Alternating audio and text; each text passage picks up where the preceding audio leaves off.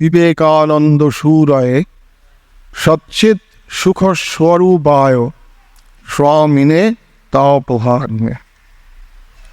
ওম অনাথেষু তথার্থেষু সর্বদা শিবপূজকম নমামি নির্মলম সুজ্ঞম অখণ্ডানন্দ স্বামিনম।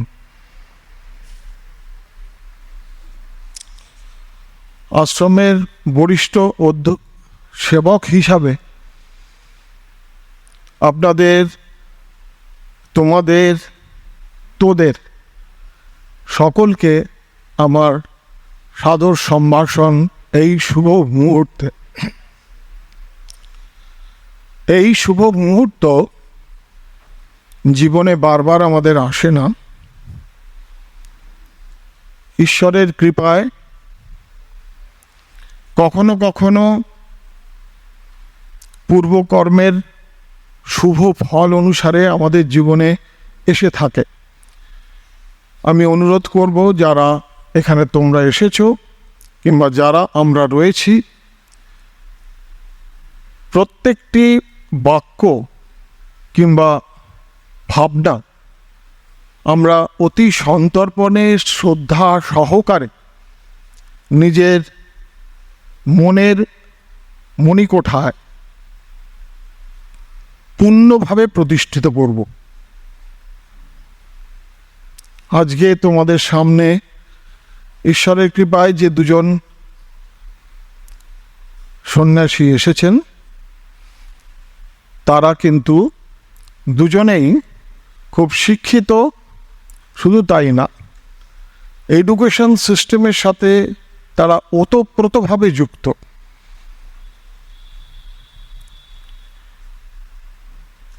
তোমরা যে স্বদেশ মন্ত্র বললে, তাদের দেখেছো লক্ষ্য করে? মা আমায় মানুষ করো, এই কথাটা স্বামীজি বলেছিলেন।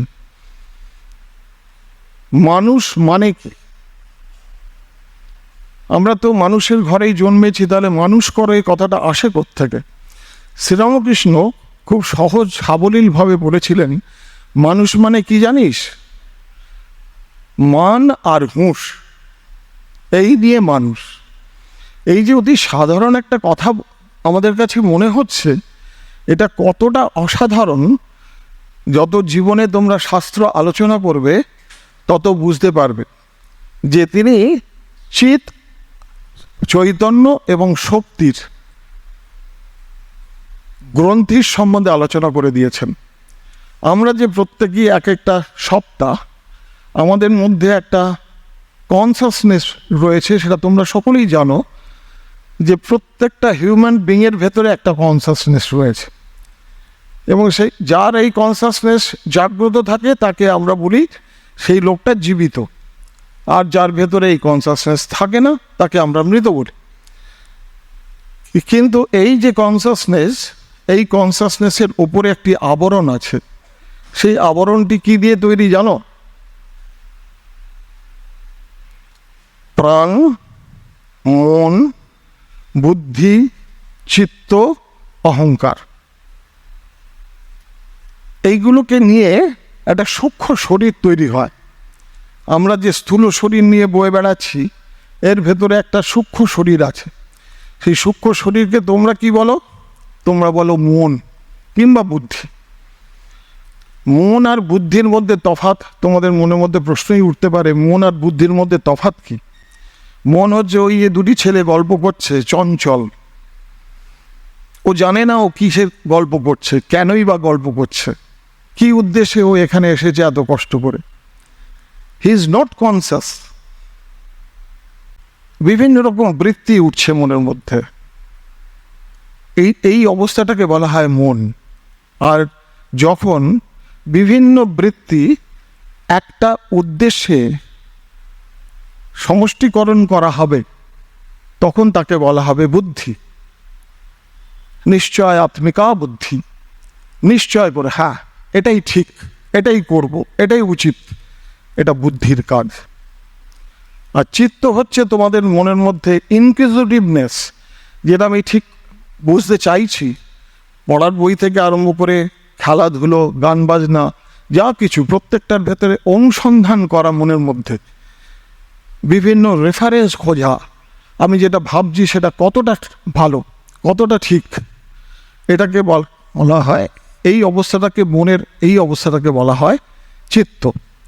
আর আরেকটির নাম হচ্ছে অভিমান, যেটা আমি করছে ভেতরে সব সময়।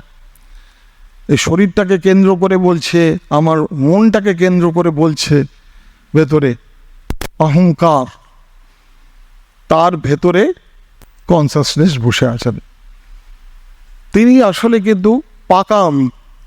আর এই ওপরের যে আমিটা হচ্ছে সেটা কিন্তু মনের আমি। আমরা যেটা সাবলীলভাবে আমি বলছি, আমি আমার বলছি, এটা কিন্তু ওপরের আমি, এটা কিন্তু মিথ্যা আমি, চেঞ্জ হয়। কিন্তু ভেতরের যে পাকা আমি, যে হুঁশের সাথে থাকে, কনসাসনেসের সাথে থাকে, সে কিন্তু আমাদের শান্তি দেয়, চিরন্তন শান্তি দেয়। কেন, কখন শান্তি দেয়? যদি আমরা মনের মধ্যে থেকে সমস্ত সংশয় সরিয়ে দিয়ে পরকল্যাণের ভাবনা মনের মধ্যে স্থান দিই। মানে আমি বহুরূপে সকলের সামনে আছি, তার সেবা মানে আমার সেবা, আমারই কল্যাণ। সেই হুঁশ ঈশোপনিষদের মধ্যেও দেখা যাচ্ছে, ঋষি শরীর যাওয়ার আগে এসে প্রার্থনা করছে, রূপম কল্যাণতমম তত্ত্বে পশ্যাম। তার যে কল্যাণতম রূপ, সেই রূপটি যেন দেখতে পাই। আমরা দেখলাম গীতাতেও কিন্তু ঠিক একই কথা বলছেন, সুহৃদম সর্বভূত নাম, সকল ভূতের সুহৃদ হিসাবে যদি আল্লাহ কিংবা ঈশ্বর কিংবা গডকে তুমি দেখো, সকল লোকের উপকারী হিসাবে তুমি যদি তাকে দেখো, তাহলে তুমি জ্ঞাত্বা আমাম, এইভাবে যদি আমাকে জানো,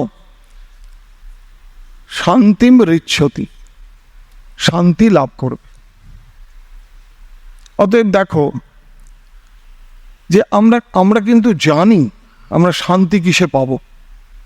শুধু পরীক্ষায় পাশ করে কিছু নাম্বার পেয়ে কিন্তু আমরা শান্তি এখন পাচ্ছি না, কারণ সামনে চাকরি বাকরি নেই, কি করব জানি না। কিন্তু জ্ঞানকে ভালোবেসে, জ্ঞানকে খেয়াল রেখে যদি তার মধ্যে তুমি তোমাকে নিমজ্জিত করো, জানবার আগ্রহ বাড়াও, তাহলেই একমাত্র শান্তি পেতে পারো। বন্ধুদের সাথে আলাপ আলোচনা করে শান্তি পাবে না। ওই দুদিন পরে দেখবে ওই বন্ধুই তোমার জীবনে বন্ধুর হয়ে গেছে। যখনই স্বার্থে ধাক্কা লাগবে, বন্ধুর বন্ধুত্ব তখন চলে যায়, বন্দুক হয়ে যায় বন্ধু। কিন্তু ভেতরের যে তোমার নিজের সত্তা, যাকে তুমি আল্লাহ নামেই ডাকো, যাকে তুমি গড নামে ডাকো, যাকে তুমি ঈশ্বর নামে ডাকো, সেই হুঁশকে যদি তুমি সঙ্গে প্রতিটা মুহূর্ত তোমার যে মন, সেই মনকে তার সাথে যদি যুক্ত রাখতে পারো, তাহলে অটোমেটিক্যালি তোমরা শান্তি পাবে। কেন জানো? তার কারণ হচ্ছে তিনি একমাত্র শান্তির স্বরূপ কিংবা আনন্দের স্বরূপ। আল্লাহর কৃপায় কিংবা ঈশ্বরের কৃপায় যারা মুসলিম হয়ে জন্মেছ, তাদের আমি বলি, দেখো এই আত্মা, দেবতা, এগুলো শুনে ঘাবড়ে যেও না। শিবজ্ঞানে জীবসেবা কথাটি এই আশ্রম থেকে প্রথম কাজ আরম্ভ হয়েছিল। শ্রীরামকৃষ্ণের কথা স্বামী বিবেকানন্দ শুনেছিলেন এবং স্বামী বিবেকানন্দ অখণ্ডানন্দকে উদ্বুদ্ধ করেছেন, কিংবা শ্রীরামকৃষ্ণ নিজেই তাকে উদ্বুদ্ধ করেছিলেন। তাই প্রকৃতির নিয়মে আজ থেকে প্রায় 128 বছর আগে, স্বাধীনতার 43 বছর আগে, 1897 সেই সময় স্বামীজি ফিরে এলেন আর রামকৃষ্ণ মিশন প্রতিষ্ঠা করলেন। আর তোমরা গৌরব বোধ করো মুর্শিদাবাদের ছেলেরা যে এই রামকৃষ্ণ মিশন যেটা 1 মেতে প্রতিষ্ঠিত করেছিলেন 1897-এ, সেই রামকৃষ্ণ মিশনের জগৎ কল্যাণের কাজ এই আশ্রমকে কেন্দ্র করে আরম্ভ হয়েছিল গোটা পৃথিবীতে। আজ গোটা পৃথিবীতে যত রামকৃষ্ণ মিশনের সেন্টার আছে তার মধ্যে এটা সব থেকে পুরনো, ওল্ডেস্ট সেন্টার। শ্রীরামকৃষ্ণের শিবজ্ঞানে জীবসেবার যে বাণী, তার উপযুক্ত যুগাচার্যকে যুগ ধর্মরূপে বললেন, সেই যুব ধর্ম এইখান থেকে, এই পুণ্যভূমি থেকে আরম্ভ হয়েছে। তাই একে সেবাতীর্থ বলা হয়। যারা তোমরা মুসলিম ঘরে জন্মগ্রহণ করেছ তাদের আমি একটা কথা বলি, এই কনসাসনেসই আল্লাহ। আর এই যে মন, বুদ্ধি, চিত্ত, অহংকারের যে পিণ্ড যেটা দেখছো, এটাকে তোমাদের ভাষায় বলা হয় রুহ, এবং তা আল্লাহর কৃপাতেই সৃষ্টি। এবং তোমাদের প্রত্যেকের ভেতরে যে ধর্মের মধ্যেই ঈশ্বরের কৃপায় জন্মে থাকো, যে অবস্থার মধ্যেই জন্মে থাকো, জেনে রাখবে এই কনসাসনেস রূপে সেই মহান আল্লাহ কিংবা ঈশ্বর কিংবা গড, তিনি তোমার মধ্যে অনুপ্রবিষ্ট হয়ে রয়েছেন। তোমার জীবন ক্ষুদ্র নয়, তোমার অসীম ক্ষমতা হতে পারে যদি তোমার ওই মনকে চারদিকে না ছুটিয়ে যদি তার দিকে সব সময় খেয়াল রাখো, তবেই তুমি ভেতরে শক্তি পেতে আরম্ভ করবে। কারণ তোমরা নিজেই জানো আল্লাহ আনলিমিটেড, ঈশ্বর আনলিমিটেড, তার শক্তির শেষ নেই। প্রতি বোধ বিদিতম মতম আত্মানম হি বিন্দতে। প্রত্যেকটি বোধের ভেতরে, বোধ মানে চৈতন্য তলায় রয়েছেন, উপরে কোনো আকার আসছে, তার এই আকারের ভেতর দিয়ে চৈতন্য যখন প্রকাশ পাচ্ছেন তখন তাকে আমরা বলি বোধ। আমাদের জগতে চোখ খুলে যে জাগ্রত অবস্থায় যেটাকে দেখি আমরা, সেটা হচ্ছে তলায় আল্লাহ কিংবা ঈশ্বর রয়েছেন, তার সামনে মনের আকারের ভেতর দিয়ে জগৎটাকে দেখছি। জগৎটা কি আছে সেটা কিন্তু আমরা তত বুঝি না যতটা, তার কারণ হচ্ছে আমার মাথার মধ্যে যা আছে জগৎকে সেভাবে দেখি। এটা খালি মজার জিনিস। আমি যেভাবে জগৎকে দেখতে চাইছি জগৎকে সেভাবে দেখছি। সেই জন্য অপরের দোষ দেখো না, মা শারদার কথা। দোষ দেখলে কি হবে, তোমার মস্তিষ্কের মধ্যে যে কুৎসিত ব্যতিনত স্বয়ংভূ, যে কুৎসিত যেসব আকারগুলো রয়ে গেছে, সেই কুৎসিত আকারগুলো আরও কুৎসিত হয়ে যাবে। বরঞ্চ তার পিছনে যে শুভ্র জ্যোতি রয়েছে, চিরন্তন শান্তি কিংবা পবিত্রতা, তোমার নিজের ভেতরে, অন্য কারো ভেতরে না। এটা কারো দেয়া নয়, তোমার জন্মগত অধিকার।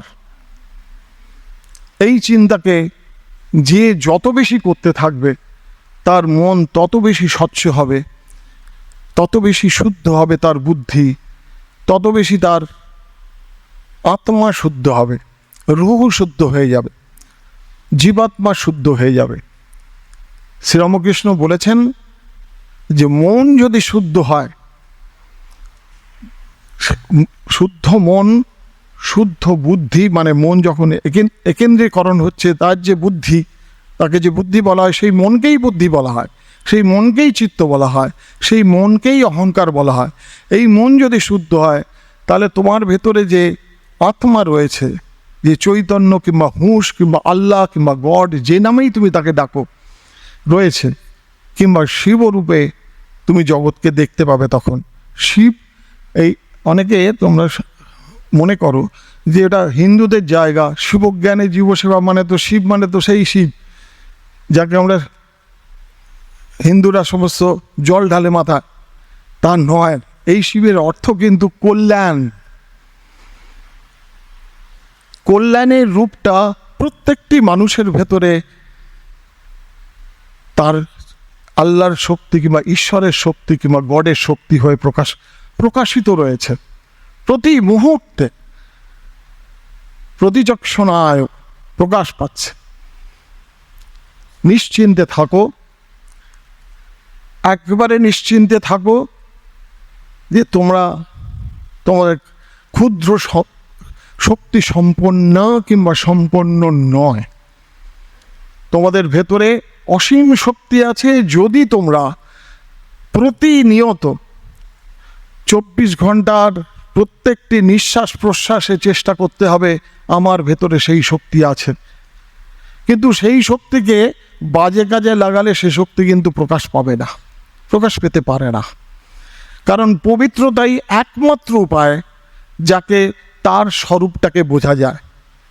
তিনি একমাত্র অস্তিত্ব, তিনি একমাত্র প্রবৃত্তিশীলত্ব, তিনি একমাত্র স্থিতিশীলত্ব, একমাত্র মনে রেখো। আর বাকি সব পরিবর্তিত হয়, হতে থাকবে, ছিলও হতে। এই কালের পারে তিনি বসে আছেন, সমস্ত দেশের পারে তিনি বসে আছেন, সমস্ত কারণের পারে তিনি বসে আছেন। আজকে 2 সাধু এসছেন, দেখলাম দুজনেই বেদ দিয়ে তাদের নাম বেদবত্তা সাধু। এরা অতি স্নেহের নবীন সন্ন্যাসী, এদের প্রতি আমার সশ্রদ্ধ নমস্কার। ঠাকুর এদের ভেতর দিয়ে তোমাদের অনুপ্রেরণা দিক, যে অনুপ্রেরণায় তোমরা আগামী ভবিষ্যৎটাকে সুখকর মনে করতে পারো। জীবনটা আমি জানি, তোমাদের বয়সটা আমরা কাটিয়ে এসেছি, অসুখের মধ্যে কাটাচ্ছ, প্রত্যেক সময় শুধু টেনশন টেনশন আর টেনশন, রিলিফের কোনো জায়গা নেই। একটা জিনিস পাওয়ার সাথে সাথে আরেকটা জিনিসের বোঝা ঘাড়ের উপরে আসছে প্রতিনিয়ত। কিন্তু জেনে রাখো, তোমাদের হাতেই সলিউশন। ভেতরে ঈশ্বর কিংবা আল্লাহ আছেন, এই বিশ্বাস, এই শ্রদ্ধা নিয়ে এগিয়ে চলো, চরই ব্যতীত। ধন্যবাদ।